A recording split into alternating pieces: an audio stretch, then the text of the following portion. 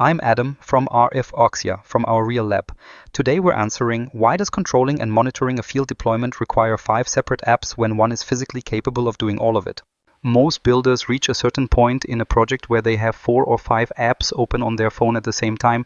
One app for GPS tracking, one for sensor readings, one for the control interface, one for communication between team members. One more they downloaded last week and are not entirely sure they still need. This is the conventional solution to a problem that was never actually that complicated. The problem is not that hardware is hard to manage. The problem is that nobody designed a single interface that treats the hardware as a system rather than a collection of separate devices. That is what the RFOXiA Connect app is. Not a companion app in the marketing sense, something that shows you a logo and a firmware version, a functional unified environment that replaces the stack of tools you should not have needed in the first place. Let me walk you through what it actually does. The app has 2 primary screens. That is it. 2. Not a settings menu with 17 submenus and a tutorial you will never finish. 2 screens, each one doing exactly what the name implies. The first screen is the control and monitoring environment. When you pair your phone to a Multi-Nav Pro plus BLE module, this screen becomes your field operations center. On the left side of the display you have a live map. Real GPS coordinates updating in real time from the GNSS module plotted on a map you can scroll and zoom. If your platform is moving, a drone, a rover, a sensor buoy, you can watch it move, not with a 2-second delay from a cloud server somewhere. Live, the position data travels from the GNSS module to the BLE module to your phone over Bluetooth. No internet in the chain at any point. The map works in areas where your carrier has given up. The right side of the same screen shows live sensor data, if you have the sensors module attached, and it connects directly to the BLE module, no wiring required. You are looking at temperature, humidity, air pressure, air quality, accelerometer output, gyroscope data, and magnetometer readings simultaneously, all 7 sensors on one screen, next to the map. If you have ever tried to build this kind of dashboard yourself, you know what it costs in time. You are looking at days of work if you are efficient, and weeks if the API documentation is written the way API documentation usually is. The RFOXiA Connect app gives you that dashboard before you have even opened a code editor. Below the map and sensor data is the control interface. It looks like a PS5 controller because that is the interaction model that works. If you are flying a drone or driving a robot, you already know how a dual joystick layout behaves. The app sends control inputs to the BLE module. The BLE module relays them to your system, and the system responds. The range of that control link is not the 30 meters you get from a commodity Bluetooth chip. It is the range of the Multi-Nav Pro Plus BLE module, which is up to 20 kilometers man to drone. I want to be precise about what that means for field operations. You are not standing next to your drone to fly it. You are standing at a command point and the drone is a small dot in the distance and you are still in contact. That is a different category of operation entirely. The automation center is the part of this screen that most people discover about 20 minutes after they first open the app and then spend an hour inside. You can define conditional logic for your deployment without writing any code. If air quality drops below a threshold, trigger an alert. If the drone drifts outside a geofenced boundary, return to home. If temperature exceeds a set value, log the event and notify the team. This is the kind of automation that used to require a custom firmware build or a backend service running on a server you are paying for monthly.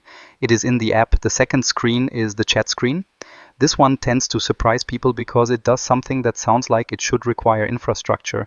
It enables long-range mesh communication between multiple RFOXiA users with no internet connection and no cell signal. Each BLE module becomes a node in the mesh. Text, data, voice routed between nodes through the BLE modules themselves. The range between nodes is again determined by the module hardware, which means you can maintain team communication across distances that would have required a satellite communicator or a licensed radio system. This is useful for any scenario where conventional communication infrastructure is absent, unreliable, or deliberately avoided. Disaster response, remote research expeditions, field teams in areas with... So that is the full software layer. Map, sensors, control, automation, mesh communication, no internet required anywhere in the chain. Now let me show you the hardware that makes all of it possible. This is the range foundation the entire app is built on. Up to 50 kilometers between 2 modules, up to 20 kilometers man to drone. The RFOXiA Connect app's map view and control interface are only meaningful because the wireless link underneath them actually reaches that far. The 2 megabits per second data rate is what makes live sensor streaming and real-time control feel responsive rather than laggy. When the app is showing you 7 sensor channels simultaneously, that bandwidth is what keeps the dashboard current rather than stale.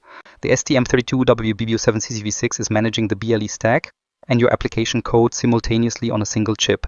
It is what allows the app to receive sensor data, GPS coordinates, and control acknowledgements in parallel without the module needing to choose between them. 57 by 47 millimeters.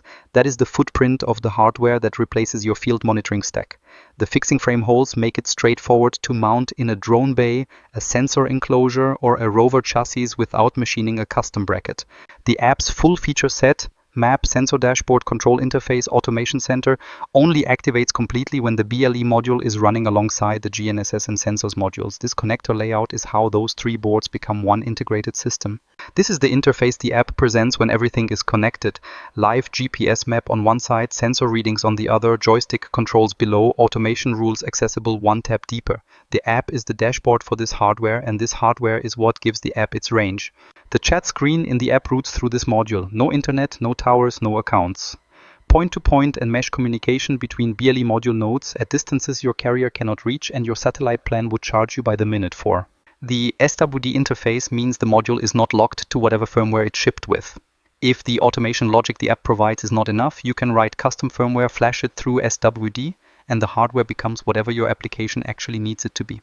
The RTC Crystal handles timing synchronization across the sensor network and the GPS data stream.